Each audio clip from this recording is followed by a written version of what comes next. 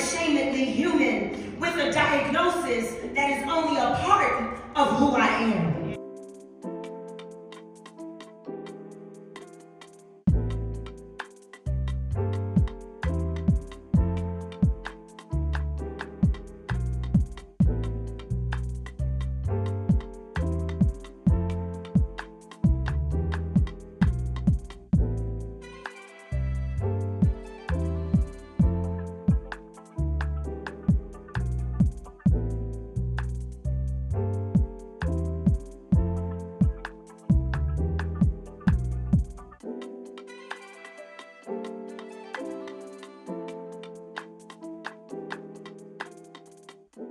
It's Tuesdays with Tawana. Let's get it. You ready? Let's go.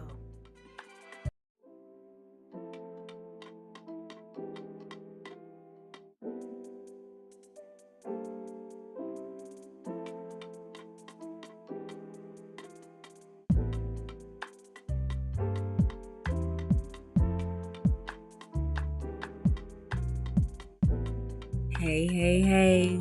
What's good, beloveds?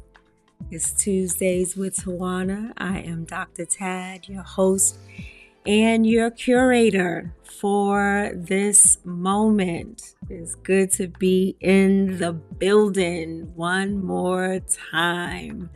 Thank you for joining. If you are joining us live, thank you for listening. If you are checking in later on all of your various podcast platforms, including Spotify and Apple. And yeah, I am just grateful to be this Black woman and to have this space to chop it up with you on today. We have a show for you today. So get comfortable, get cozy. It's going to be a little more than a half an hour today because usually when we have a guest, it just happens that way. So today's format will be a little different. So, of course, the comments always pop in. So whenever you pop on, add your comments, questions, concerns, say hello, and I will insert your voice into this narrative. And so our format will be a little different today. I'm going to chop it up just for about 5 minutes, and then we are going to sit at the feet of our special guest on today. Hey, Jan, what's good, beloved? Thank you for always joining and always supporting. So we're going to sit at the feet of our special guest today, and I'll introduce our guest momentarily. And then once the interview is over, because it is pre-recorded, afterward, we will, as Reverend Dr. Melva Sampson would say from Pink Robe Chronicles, we are going to talk back to the text because we are the text. Our lived experiences is sacred text. So we are going to listen to this sacred interview where this beloved is just dropping gems for such a time as this. So speaking of such a time as this, there are two things that I want to mention before we go into our interview today. Is one, Dr. Tad Enterprises, which this podcast falls under one of the pillars of my organization, where I am the founder and the CEO of Dr. Tad Enterprises. You can look me up at thedrtad.com. We are unapologetically Black. We will stay Black. We will continue to have offerings rooted in womanism, because womanism centers Black women and Black beloveds for our own liberation and for the liberation of all. So it's not another elitist thought or ideology. It is a divine movement to bring beloveds together to liberate ourselves from narcissism, capitalism, white supremacy, either or thinking, one way thinking, individualism, all of that, because we are a communal people. We are divine. And I always say, and I'm here because of it, that healing happens in community and revolution happens in community. Change happens in community. Strength and courage happens in community. So we're going to hear some gems from our guest shortly. But I just wanted to name that Dr. Tad Enterprises will not be kissing the ring of number 47, nor will we change our name or change our intentions. We are still focused on diversity, equity, and inclusion, and we are focused on building our own, recycling our dollars, and building communities and schools and libraries and offering jobs to our own and recycling that so that our $2 trillion buying power will stay in our communities. It's going to be a long haul. It's going to get worse before it gets better. But as we are going to hear from our special guest, she's going to give us some nuggets on how to navigate through this space. So text somebody, let them know to pop in. These are some trying times, and I think we need to hear some encouraging words, especially since I must pause and speak the name of Joy Ann Reed. Beloved, you are loved. You are appreciated. You have been, for the last 5 years, you have been a powerful voice, unapologetic, courageous, brilliant, funny, full of joy, pun intended. So we need joy. So we're going to rock with you, and we're 10 toes down for you. So wherever you go, that's where we're going. I saw a social media post. I will not say the name. All those that, watched the readout, come over here and support. I appreciate the sentiment of, supporting Black programming, but give us a minute. Give us a minute to grieve. Give us a minute to, see where our beloved is going and what's happening. And, let's not jump into, now I could jump into a time slot. Be easy. Take it easy. Take it easy. And I'll leave that there. But Joy, we love you. You are loved. And I cannot wait to experience you in a bigger and badder platform, because you are a badass for sure. So let us get it popping, because our interview is about 30 minutes. And then afterward, we'll have some conversation to talk back to the text. I promise you we will be done by maybe a quarter to, maybe 10 to, unless conversations get juicy and we take it to 11 to the top of the hour. But yeah, let's get it popping, because I really want you to experience our beloved. So our guest for today is the Reverend Dr. Mitzi J. Smith. And I can't even, if you Google her, you will understand why I had to shoot my shot and say, would you bless us and be on this weekly podcast called Tuesdays with Tawana, where I am the host and the curator? And she said yes. So Reverend Dr. Mitzi Smith, born on the west side of Columbus, Ohio.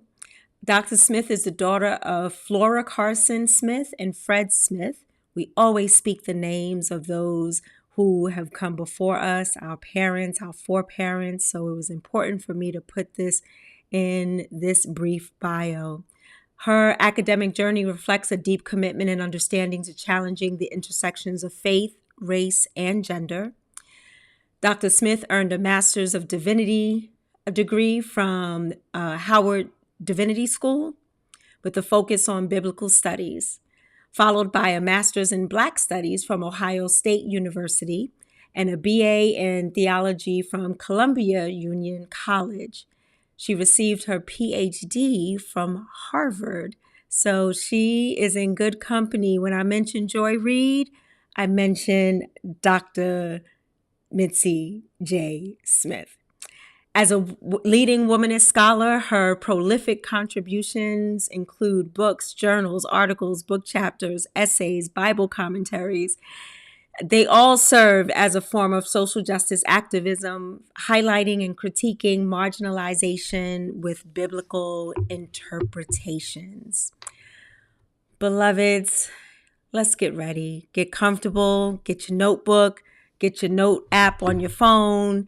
You are going to want to sit and just receive some of this divine beauty, this divine guidance for us, by us, for such a time as this.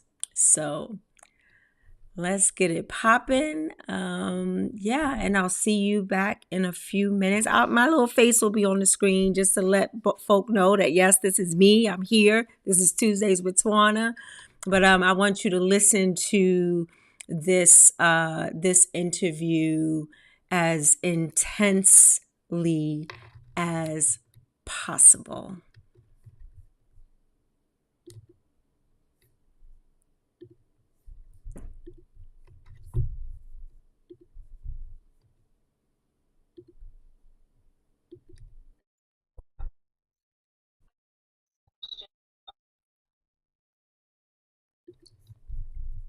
Give me 1 second to switch out of preview mode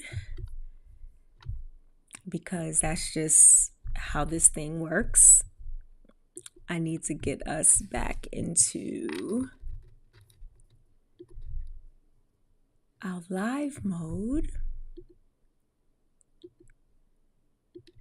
And then, now, of course, I went through this and practiced and did all the things that I wanted to do. And of course, I need to make sure that you can see and hear Dr. Smith. But while we're here, talk to me in the chat while I'm working out these little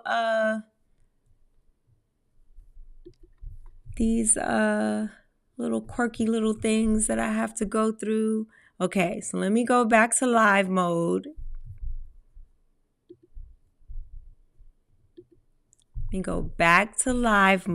And now we are going to share the screen and hear from Dr. Smith. Thank you for your patience.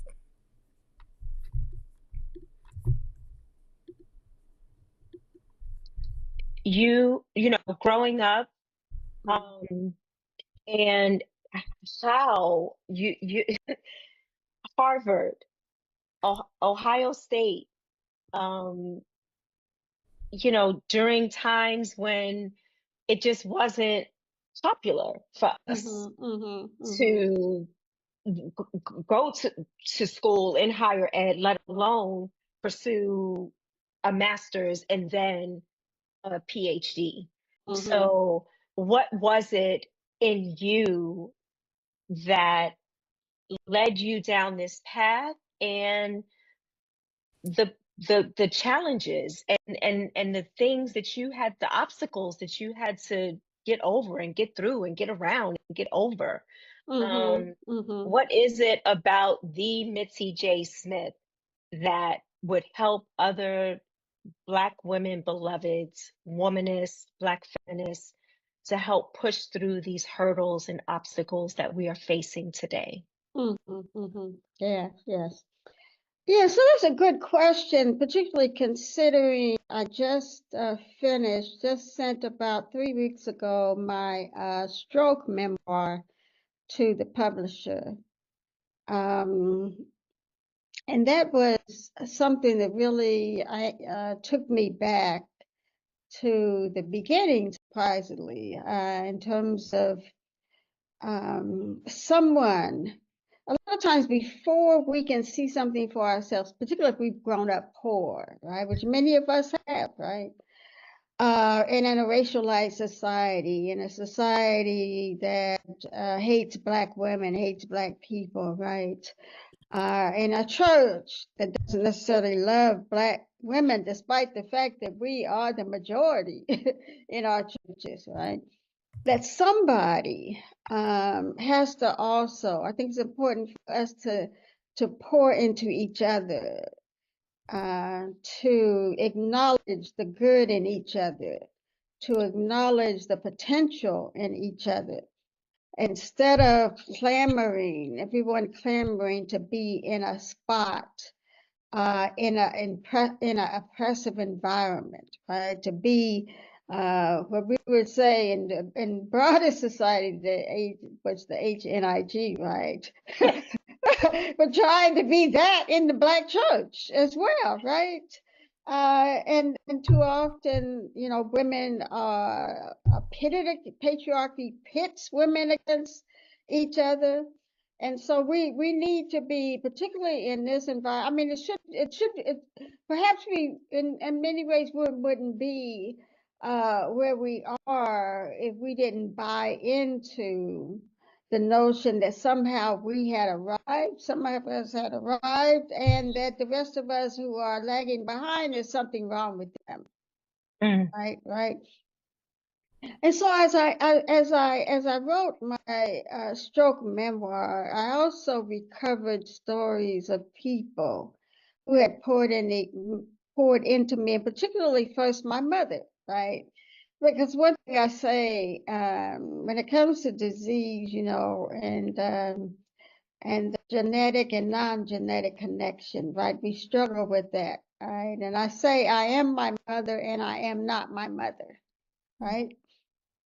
What our parents went through, what they had to struggle through, it was a lot more challenging, a lot more difficult than what we are going through, even though what we're going through right now is something many of us have never seen in our lifetimes, right? And what we're about to experience and experiencing now, we have not seen in our lifetimes, or we were small children when people were fighting for our civil rights. We were children, right? When they were marching, we were children, right? And so I remember we talking about the PhD journey. My mother used to say to me, "You should go get a PhD," and I think, in what? In what? And my mother, our parents, my mother grew up in went to historically Black schools, right? That's what they had, right? They couldn't get into these PWIs or these in Cleveland, Tennessee. She grew up in Cleveland, Tennessee, and went to a Black school, a Black high school, where she was valedictorian. Despite she had, from 8 years old, sickness that she was constantly dealing with, right? And then went to a historically Black school funded by the Methodist Church to get I think a certificate in home nursing, right? Because they weren't allowed into regular nursing schools and so forth. Right? And then, just recalling that as I'm going through my healing journey, right, in terms of stroke, and then thinking about the therapists, here in Georgia, most of my therapists were Black women, right? And thinking that they had to see for me first that I could imagine for me first that I could walk again before I could. My mother imagined that I could do a PhD before I could. Dr. Kane Hopefelder at now deceased, but at Howard Divinity School, imagined I could be a biblical scholar before I did. Right? They said, you need to do this. And I'm like, I don't know if I can. I don't, so, think about our parents. My mother took, in her historically Black school, took 2 years of Latin, 2 years of French. I took no languages in high school. It wasn't until after high school when I started to think about, a calling, and then took Greek in undergraduate, and then, years later went to Howard and took Greek again, right? But otherwise, I hadn't taken other language, then took Hebrew there, right? And discovered I could do well. I could apply myself and do well, right? But all these people who said to me, "You can do this," had Mm. to imagine it for me before I could imagine it before myself, because I didn't have those models in front of me, right? I didn't have those models. And so to be the first woman to get a PhD in New Testament from Harvard, right? Black woman, I'm sorry, black woman. There were, of course, women before, white women before me, but black woman. And there had been 6 or 7 black men to get this degree before me at Harvard, but the first black woman, I don't know if there's not been another black woman to come through, right? And it wasn't easy, right? I remember being told my first time applying to PhD programs, I didn't get in. And it was a black woman with a PhD in sociology that went to Howard with me in the MDiv program, said, "You will apply again because it is very political. You will apply again." And so I applied to do 3 different schools. And I remember calling Harvard. That wasn't my choice. Harvard was not one of my choice. It was other people saying to me, "You should apply to Harvard." And calling then, remember being told by Helmut Kester, "Well, you have to have Latin before you come here." And so after receiving my MDiv from Howard Divinity, I stayed at the university an extra year and took 4 languages in a year. I took What? I took Latin reading. I'm sorry, I took Latin, not just reading. I took a year of Latin. I took French reading. I took German reading. I was already taking conversational German, and I took Middle Egyptian hieroglyphs. Howard University is one of few schools in the country that teaches, if they still do, Middle Egyptian hieroglyphs. And so all those in a year to get into Harvard, right? It still is the case that we tend to have more to prove Well, to prove that we can do what is necessary to get through, right? my God. Yeah, so we need to be, instead of struggling, we didn't create the crab barrel, right? Mm. People want to say, "Oh, we're like crab." No, we didn't create the barrel. So we need to help each other climb out of those barrels, right? Um, every black woman's not going to be our friend, but we don't need to see them as our enemy either. Mm. Right? How can we encourage each other? And everyone what doesn't want our help, but we can still be encouraging instead of tearing each other down, right? And it's a perennial struggle because we live in a society and in churches where we are encouraged to struggle against each other, not struggle with, right? Together. Mm. Mm. And I'd like for us, just recently I had to preach in a chapel here at CTS, right? And I didn't think that there was always a part of me, and that was on February 4th. That was my mom's birthday. She died in 2009. And Mm. I didn't think up till maybe a day before, I was like, I don't feel like I want to preach, right? But I did, and I was first preparing that summer for myself, right? Mm. Because needing hope in this environment, hope isn't about, I'm clear and thankful to Miriam Kaba's book. We do this till we free us, right? That's the Mm. title of her book. We do this till we free us, right? That hope isn't about how we feel, but it is about what we do despite how we feel, right? Right? We get up. We may not feel like getting up, going to our jobs, but we do, right? We do. I didn't feel like preaching that day, but I went through the process. We prepared a sermon, and I did, not because of how I feel, but because hope is she states hope is a discipline, Mm. right? So I don't have to. And she says she continues to do this work, not because everything she does comes out well, but because some things don't come out well, but you keep doing the work, right? Mm. You have Yes. you have disappointments, you have setbacks, but you keep doing the work. That is embodied hope. It is not about Mm. how we feel, right? So I keep that, I kept that in mind, even though I didn't feel like it. I said, come on, Mitzi, you can do this, right? And a part of, I preach, I have to do, I'm trying not to do, particularly after the stroke, trying to make sure that I'm tackling two things with one effort, right? And so Mm. I had written recently on Matthew 15, the story of the Canaanite woman, right? And I said, okay, so that essay will come out later this year in a book. But okay, let me preach on that, right? I don't need to be reinventing the wheel, right? And of course, it's not exactly the same as what I wrote because we grow, we change, we see things each time we come to a text, right? And so, and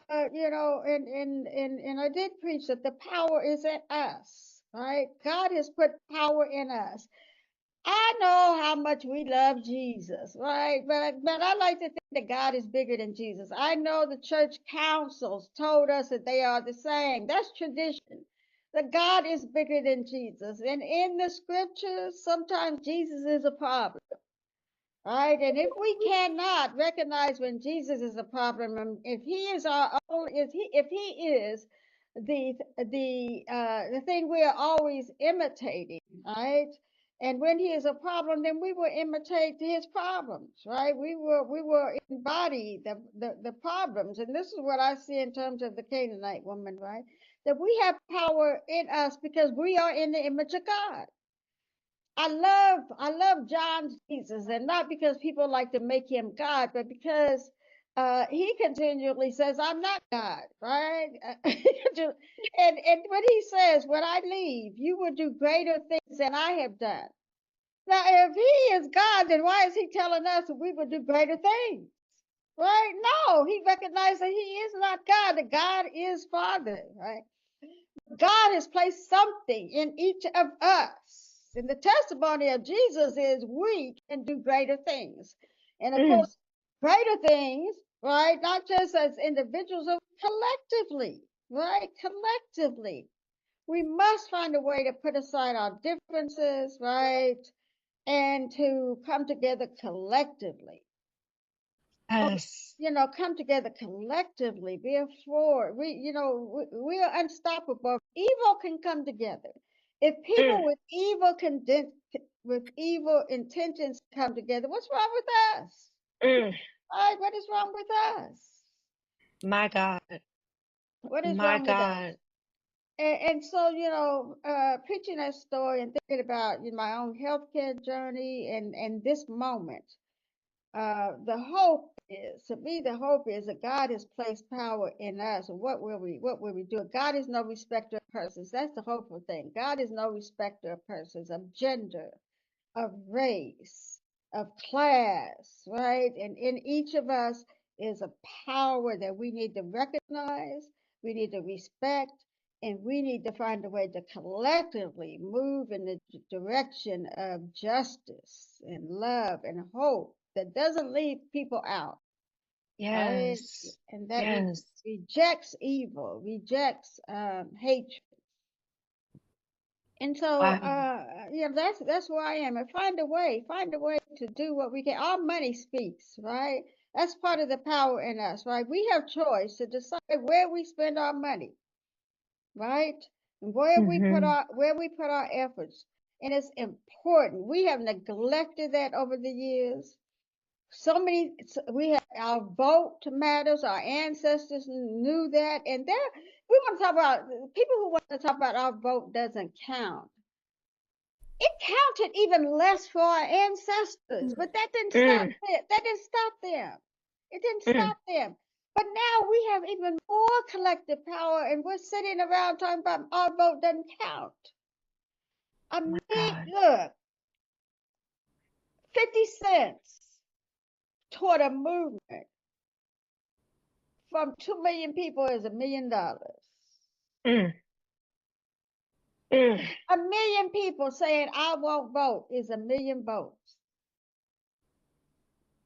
We cannot, right? We cannot afford to move according to the way we feel, but according to what is at stake, right? Because I feel left out, yes, we do. Because I feel forgotten, yes, many of us do. And you have a right to feel that way. But move according to what is needed, which is justice and equality for all of us, not according to how we feel.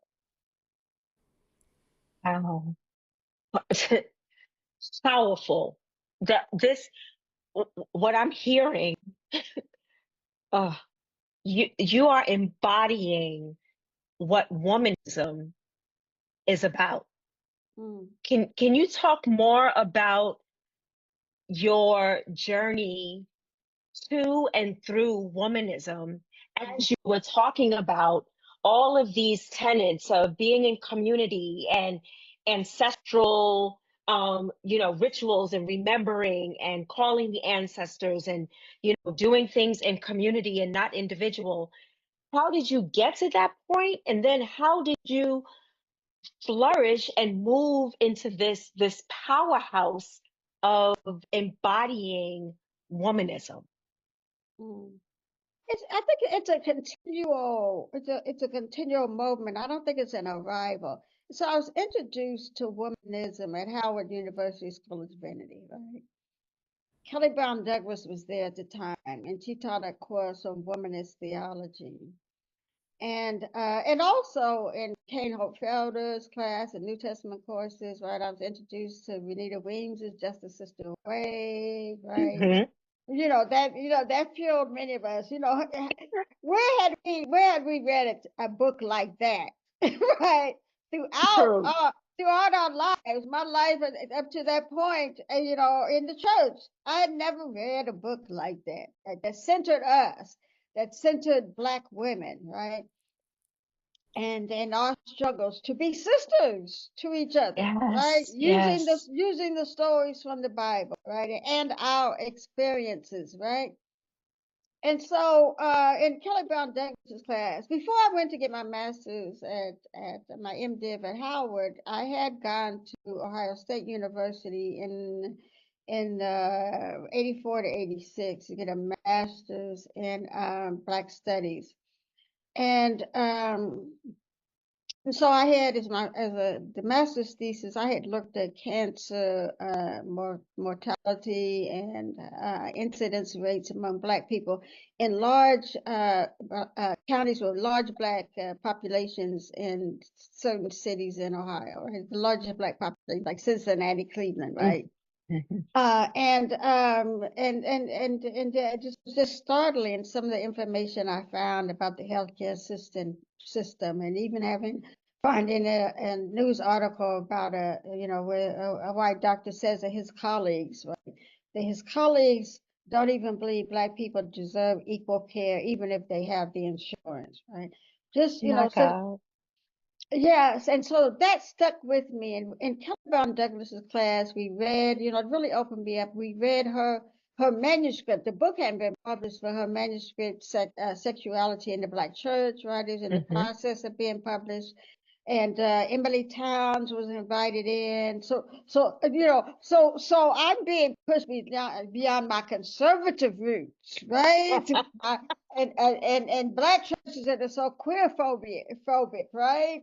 So that's pushing me beyond my roots, and I was glad to be pushed because I was basically leaving that church, that conservatism behind.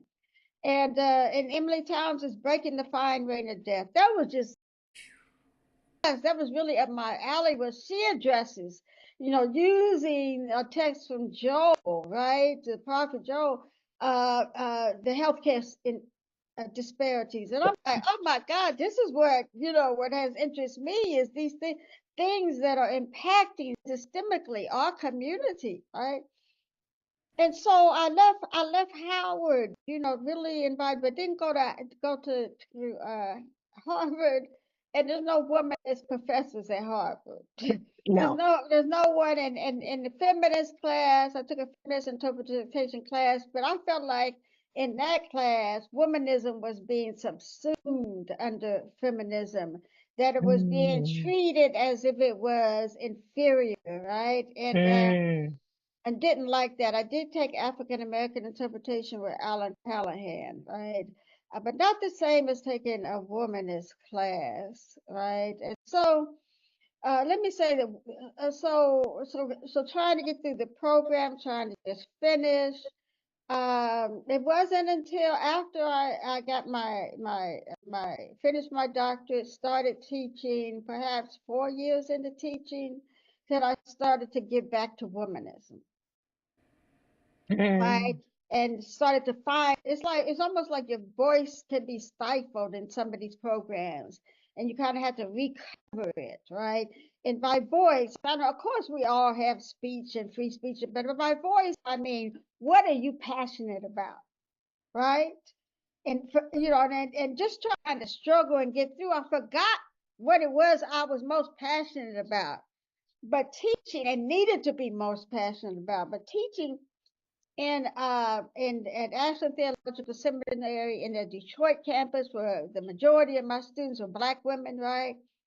It finally came to me where I was no longer putting together so many new syllabi, which takes up a lot of your time. And I mean, there were times where I taught 9 courses. I'm talking about. Mm.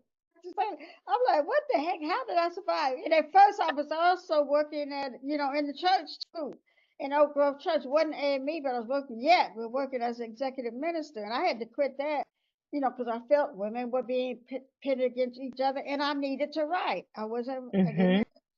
And so all of that moment, right, brought me back to womanism, right? What it is my soul must have, right? Mm.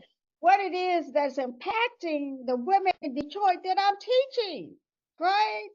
How can I can't teach like a white man, right? Well, As Renee Reeves said, many of us reading the Bible like oppressed white men, right? And so, it came to a point where, I'm not using any more of these texts, introductory texts by white men. I will curate, the articles that I can, by people of color, by women, to teach, and just started writing essays. And in 19, I was on a study leave. What is it, 19? I was talking about 19. It was 2000. I think it's about when did I Found God in Me come out? Well, anyway, I was on study leave, and I realized I had written a number of essays to bring together the first womanist biblical interpretation reader. And while on study leave, that wasn't my plan. That wasn't the project I was supposed to be working on. But I said, yeah, let me do this and bring together some other women, right? And so that was the beginning of me finding my voice as a woman as biblical scholar. Yeah. okay. I see here, I think it was 2015. Let me see. I found God in me. Yes, yes, yes. Yeah, 20, yes, yes, 2015. yes, Yeah. yeah. Wow. Wow. So as we wind down and bring this to a close, one, I cannot thank you enough for your wisdom, and your words are going to have such a major impact on beloveds who will experience this podcast, not just listen, but experience this podcast and really call forth a reflection of communal prowess, of lifting as we climb, of working through adversity, including illness. I, speaking as a metastatic breast cancer survivor in active Mm, treatment. mm, So your work resonates with me with, looking at cancer numbers in predominantly Black communities. And, my dad had a massive stroke. So being an mm, advocate for heart health and things of that nature, I am just so grateful that your life is an example of how we push through adversity, how we do this in community and not just on our own in these white ideologies. It's about me, I can do it. You talked about your mom, you talked about people you met in seminary, you talked about people who saw things in you that you didn't see for yourself. It is so important, and that being vulnerable enough to be open so that people can see beyond, what is being shown in this physical. They're able Mhm. to look beyond and deeper into Mitzi J. Smith and say, no, I see this in you. So I thank you for sharing those posits of wisdom and how we as Black women are being called to respond in these trying times. And it's unfortunate that it takes this for us to come together in community and to respond. And we gonna be all right. As Kendrick Lamar says, we gonna be all right because we are going to come together and Yes. build community. Absolutely. So if there was one thing that you could say that you would leave with the audience, I'm putting you on the spot. What would it be? Mm. Yes. Don't give up, right? Mm, Don't give up. Don't give up. None of us should have to. We know that none of us should have to push through oppression, right? Oppression should not exist, but it is, and so we need to push through, but not alone, right? I remember when I was going through stroke. I say this: be there as much as we can, right? No one person can do it all, but we need to attempt to be there in the ways that we can be for each other. I remember Dr. Lisa Weaver was my colleague here at the time, and she said to me when I was decided I need to go to 911, call 911. She said, "No Black woman is going to go through this alone on my watch, not on my mm, watch." And so, yes, let us be. You know, God said throughout the Hebrew Bible, it didn't start in Matthew. I am with you, and the way that God is with us is through us, mm. right? As we are with one another. So, thank you so much for reaching out. Thank you so much for the work you do, and God bless you as you continue to be a survivor. And may we all. Create a world where we can not just survive but thrive. Wow. I speak your name, Reverend Dr. Mitzi J. Smith. I speak life. I speak continued hope. I speak continued example and leadership. Your sage, your wisdom, your presence as a griot is honored on today. And I Mm. thank you for sharing time with us and sharing your voice, your agency, what you have done, what you are doing, and what you are about to do, and how God is moving through each of us to do that and not looking to others for our liberation, but looking to ourselves, not only individually, but as a part of Ubuntu. I am because you Yes, are. yes, So thank yes. you, beloved. I love you dearly. Thank you so much. And I look forward to connecting in the future. Yes, love you too, sister. Take care. Great. Thank you. Take care. Okay, bye bye. Bye bye.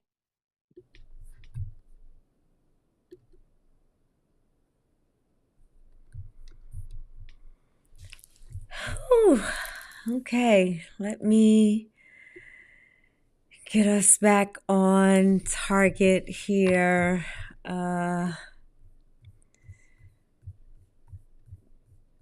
Yeah. Wow. Wow. So, in summary, I hope that yeah, she's dope. She is dope. Um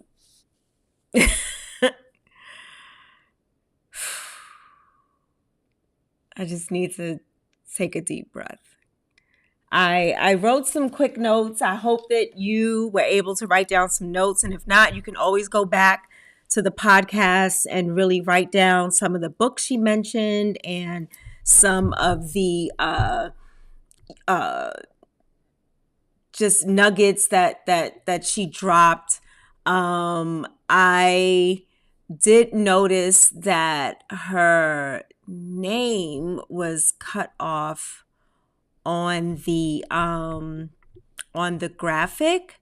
So just bear with me for a minute, because I do want to honor and make sure that y'all have her name and you see how I work and do all this stuff behind the scenes. But right now you're going to see it in real time, because I don't have time to hide and do all that other stuff. So anyway, one of the things, and please feel free to say what stood out for you in the chat as I am running through some things that I jotted down as we begin to close this podcast, as we end Black History Month as the world knows it. But we know that we are Black history, 365, 24/7.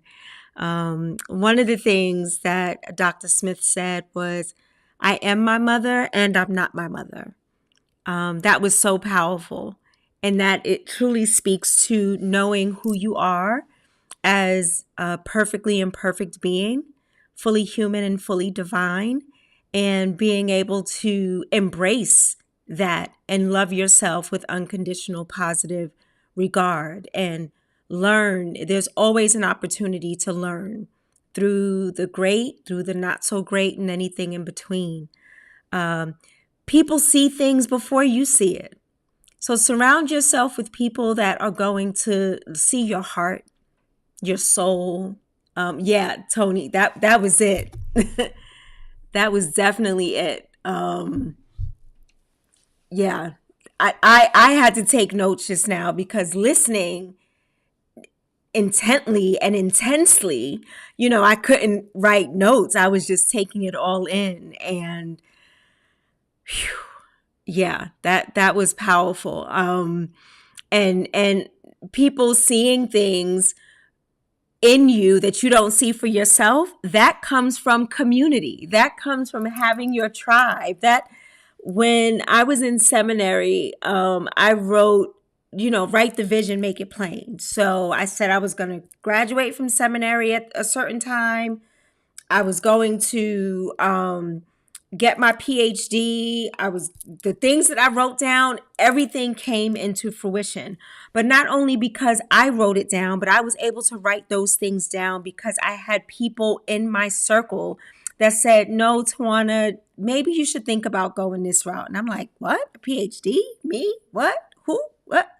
So here we are, a bachelor's degree, 2 master's degree, and a PhD later. And I'm still repping Harlem every day, all day, because without that foundation, I wouldn't be here today. Tony says, and how people can see potential and greatness within before the reality hits itself. That is so powerful, and speaks to the importance of having beloveds around you that can see, just see beyond the physical, and to see your gifts and your grace and your potential. Tony also said, and I'm at my desk doing homework and I had to stop because that all met me right where I am right now in this program. And I'm so grateful, because getting a terminal degree is going to test your soul, because you are going to hear things from people that do not relate to you as a Black woman, as a Black person, as a Black beloved, that they may want you to do things their way. And it don't work that way.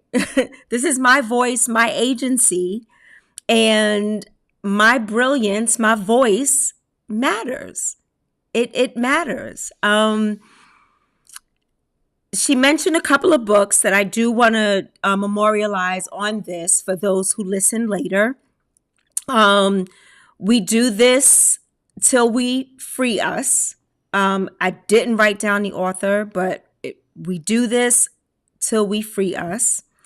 Renita Weems' book, Just the Sister Away. If you don't get any other book that I'm talking about right now, Reverend Dr. Renita Weems is straight no chaser. Just amazing. Amazing. Breaking the Fine Rain of Death by Emily Towns. I have that book and I use that book when I am preparing for certain preaching moments, depending on the situation, the circumstance, the congregation. Emily Towns is just someone, she's amazing, along with the late Reverend Dr. Katie Geneva Cannon. Dr. Smith mentioned Kelly Brown Douglas, where one of her many books, Black Sexuality in the Church, I think it is. So these are books we have an opportunity to do more reading by us in order to navigate through these times and to separate ourselves from this hate, this vitriol, this evil, this racism, and as Dr. Smith mentioned, queer phobia, whether it's in the church, outside of the church, anyone that is non-white, and you know, the attack that is happening, the Black journalists and Black media being attacked. We can read together, we can share, and it will not be televised. It will not be televised. So we will have our book, you know, our book clubs, and have our Sunday brunches where we're just chopping it up with Black beloveds about what we're going to do, how we're going to invest together, start investment clubs and things of that nature. What hit me the most was about hope. Hope is not doing, you know, it's not about how you feel. Like if you feel good, then you have hope. Hope is about a discipline. Hope is when responding when things are at stake, when there is a challenge. So right now we are called to have hope. And I talk about Dr. Alan Bozak, who often quotes St. Augustine. Hope has two daughters, anger and courage, two beautiful daughters, anger and courage, anger at the way things are and the courage to ensure that they don't remain that way. So she spoke to that in a beautiful womanist way about hope isn't just feeling good. Hope isn't about what you feel. It's what you are called to do in response to adverse situations. And as Joy Reid, who did a masterclass on how to respond to evil, how to respond to racism, how to respond to misogynoir, Joy Reid showed up on her show full of joy, full of unapologetic truth-telling. And at the end, she gave us a charge. And it's the charge that I give you today. We must keep doing the work. Not the work of integration, not the work of capitalism, not the work of trying to fit in to a white ideology, but the work of standing on a firm foundation of who we are, our ancestors, all that we have been through and survived, those that died, and we don't want their blood still crying from the ground. We want them to heal as well as we heal and build community. We will find a way. We will do greater, doing this thing greater collectively. We will be the embodied hope of anger and courage. We will continue to separate ourselves. You know, one thing that Dr. Smith mentioned was that she was the first Black woman to get her PhD in New Testament studies at Harvard. And we are tired of talking about being the first. I don't want to be the first in an organization or institution or corporation where you're not down for me and my survival and my thrival and my well-being. I don't want to be the first to check off your box. I don't want to be the first to build your church out of ruins and then you discard me. I don't want to be the one to come back and fix it and then you discard me. I don't want to be where I am not wanted, where I'm not honored, where I'm not revered, where I'm not respected. So we got to start building our own so that we are leading our own. Integration was probably one, and this is probably not a popular opinion, and I mean, I care, but I'm going to say it because I don't care. This is my thought. This is my experience. Integration was probably one of the worst things that happened in this country, because this is why I don't call or identify myself as African American, because it centers American whiteness and then adds African as an afterthought. Why can't we all be American? If I was born in America, and you stole me from my country, so I can't even say that what part of West Africa I'm from, outside of the crazy ancestry thing that tells you 10% this, 5% that. I need to know my tribe so that I can say, yes, I am American, but I am from. Just like I talk about where I live now, it is by way of Harlem. All the time, period. So the charge for us is to do the work, to keep doing the work, and not individually as white ideology does, but collectively, because we heal in community, we grow in community, we evolve in community, we thrive in community.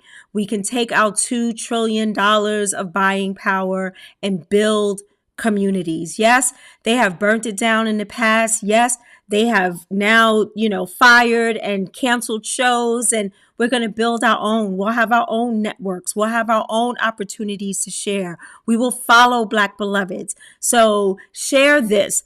Tell folk, follow Black podcasters, Black women podcasters, follow those on YouTube who are creating their own broadcast channels and shows. And yeah, sometimes it takes stuff like this for us to wake up and to realize that we have been trying to assimilate and reject a system, and it got us all twisted and fucked up, right? Trying to fit in and not fit in.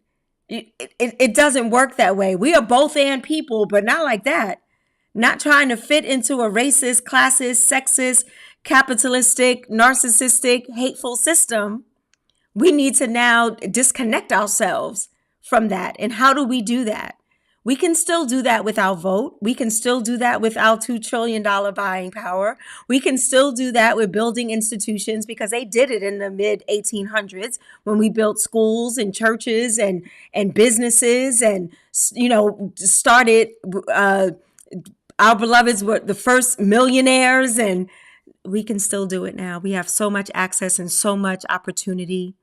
We now just need to take advantage of it. So this is our time. I am Dr. Tad, your host and your curator for Tuesdays with Tawana, and I hope that this was enlightening and a blessing to you. I want to thank Reverend Dr. Mitzi J. Smith for her wisdom and her knowledge. I could have talked to her for hours, and I am grateful for the nuggets and the authenticity that she shared with us during this moment.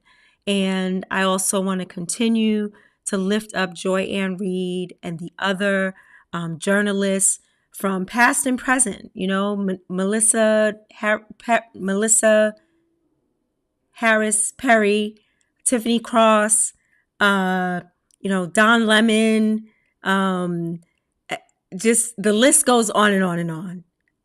Let us continue to support our beloveds for us and by us. And I understand all kinfolk and skinfolk, but Dr. Smith also dropped another nugget. I know everybody ain't going to be down for the cause, but it doesn't mean that I have to make them my enemy, because that then misdirects my energy, my healing energy, to build community. So I don't need to make them my enemy. I may not rock with you, I may not fuck with you, but you don't have to be my enemy. We just not on the same page. But when you're ready and you down for the liberation, we might invite you to the cookout.